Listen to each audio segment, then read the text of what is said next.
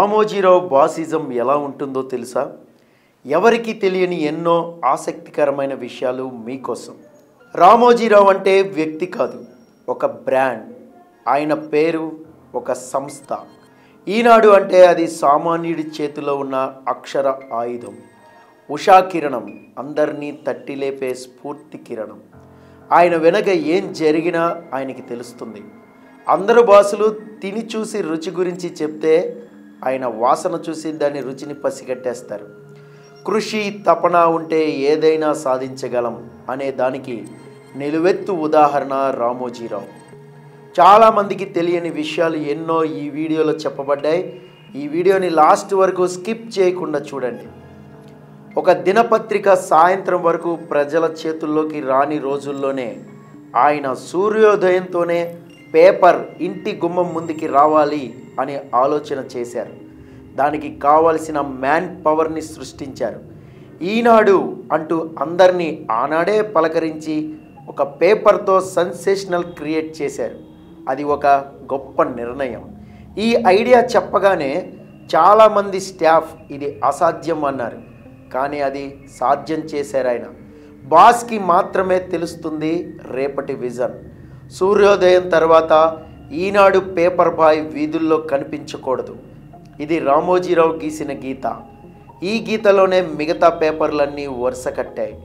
అప్పటి వరకు పేపర్ షాపుకి వెళ్ళి పేపర్ కొనుక్కోవాల్సిన పరిస్థితి ఉండేది. దీన్ని అధిగమించి ఇంటింటికి పేపర్ని అందించింది ఈనాడు. అంతటితో ఆ ప్రస్థానం ఆగలేదు.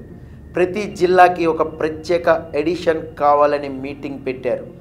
ఆ మీటింగ్లో ఉన్న పెద్ద పెద్ద జర్నలిస్టులందరూ కూడా ఇది అసాధ్యం, ఆలోచన మానుకోమని సలహా ఇచ్చారు. కానీ రామోజీరావు లాంటి బాస్కి ఇదేమీ పట్టదు కదా, అందుకే దాన్ని సుసాధ్యం చేశారు ఆయన. ప్రతి జిల్లాకి ఒక స్పెషల్ ఎడిషన్ని తీసుకుని వచ్చారు. అది అప్పట్లో ఒక పెద్ద ట్రెండ్ని సృష్టించింది. గిరులు జరులు దాటి అడవుల్లో మారుమూల దాగున్న పల్లెల్లో సైతం రెక్కలు కట్టుకుని వాలిపోయింది ఈనాడు పేపర్. ఆ తర్వాత ప్రతి రంగంలో ప్రత్యేక ఎడిషన్ కావాలని జర్నలిస్టులకి సూచించారు. దాని రూపాంతరమే వసుంధర, చదువు, స్థిరాస్తి, ఛాంపియన్, ఇలా ఎన్నో పేజీలు పుట్టుకొచ్చాయి. దీంతో ఈనాడు పేపర్ ఒక ప్రత్యేక ఆకర్షణ అయింది. రైతులకు సంబంధించి అన్నదాత వార్తలు ప్రచురించడంతో ఈనాడు రైతు పక్షపాతిగా ప్రజలకి చేరువైంది. డైలీ సీరియల్స్ని పత్రికలో ప్రచురించడం ప్రవేశపెట్టింది కూడా రామోజీరావు ఆలోచనే. రామోజీరావు గారి బాసిజం ఎలా ఉంటుందంటే, ఒక మీటింగ్లో ఆయన చెప్పిన మాటలు చెప్తాను. ముందు మనం పనిని ప్రారంభించాలి, ఆ తర్వాతే దాని ఫలితాన్ని ఆశించాలి. ఇది తరచుగా రామోజీరావు గారు చెప్పే మాట. డేరింగ్ అండ్ డాషింగ్ నిర్ణయాలు తీసుకోవడంలో ఆయన దిట్ట. అందుకే ఎన్నో వ్యాపారాల్లో దిగ్గజంగా నిలిచారు. ప్రతి సంస్థకి సంబంధించిన ఏ మ్యాటర్ అయినా సరే ఆయన క్షుణ్ణంగా పరిశీలించి ఆ డిపార్ట్మెంట్ హెడ్స్తో మాట్లాడతారు. ఒకవేళ ఎప్పుడైనా ఎక్కడైనా తప్పు జరిగితే శిక్ష తప్పదు.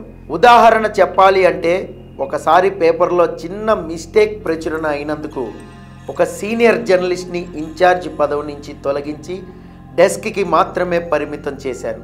అలాగే ఏ విభాగంలో తప్పు జరిగిందో తెలుసుకుని వారికి ఒక కవర్ని పంపిస్తారు. ఆ కవర్ చాలా కాన్ఫిడెన్షియల్గా ఉంటుంది.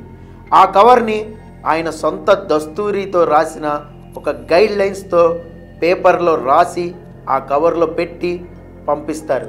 దాన్ని తెల్ల దుస్తులు వేసుకుని ఇద్దరు వ్యక్తులు వచ్చి ఆ డిపార్ట్మెంట్ హెడ్కి అందిస్తారు. ఆ కవర్ వస్తోంది అంటేనే ఉద్యోగుల గుండెల్లో గుబులు పుడుతుంది. అందులో ఏముందో చదివిన తర్వాత మనసు కుదుట పడుతుంది. ఒక్కోసారి రెడ్ కలర్ పెన్తో రాస్తారు. అప్పుడు ఆ డిపార్ట్మెంట్ హెడ్కి చెమటలు పట్టక తప్పదు. ఇక మీటింగ్స్లో చాలా సరదాగా మాట్లాడుతూ యువకుల్ని ఉత్సాహపరుస్తారు రామోజీరావు. ప్రతి వ్యక్తి సొంత విషయాల్ని సైతం అడిగి తెలుసుకుంటారు. ఒకరోజు 19 ఏళ్ల కుర్రాడు హెవీ వర్క్ చేస్తున్నాడని తెలుసుకుని అక్కడ 3 ఎంప్లాయీస్ అతనికి అవసరమని అక్కడ క్షణాల్లో రిక్రూట్ చేశారు. అది రామోజీరావు గొప్పదనం. అతనికి కావలసిన వనరులన్నీ సమకూర్చారు. అలా ఆయన ప్రారంభించిన అన్ని వ్యాపారాలు కూడా సక్సెస్ అయ్యాయి. ప్రతి వ్యాపారాన్ని ఆయనే దగ్గరుండి మరీ చూసుకునేవారంటే ఎంత కఠోరమైన కృషి చేస్తారో అర్థం చేసుకోవచ్చు. బాస్ ఈజ్ ఆల్వేస్ రైట్ అనే సూత్రం రామోజీరావుకి వర్తించదు. కింద స్థాయి ఉద్యోగులు నుంచి వచ్చే సూచనలు సైతం ఆయన తీసుకుంటారు, దానికి గౌరవం ఇస్తారు. వాళ్ళ ఆలోచనలకి గౌరవం ఇవ్వడమే కాకుండా ఆ విభాగానికి వారినే హెడ్గా నియమిస్తారు. అదే రామోజీరావు సక్సెస్కి పెద్ద కారణం. ఆయన ఎక్కువ యంగ్స్టర్స్తోనే మీటింగ్ పెడతానికి ఇష్టపడతారు. కుర్రాళ్ళ ఆలోచనలకి మరింత పదును పెట్టేవారు ఆయన అనుభవంతో ఎంతోమంది యువకుల్ని ఉన్నతమైన స్థానాల్లో కూర్చోబెట్టారు, ఎంతోమందికి జీవితాన్ని ప్రసాదించారు. The real boss Ramoji Rao.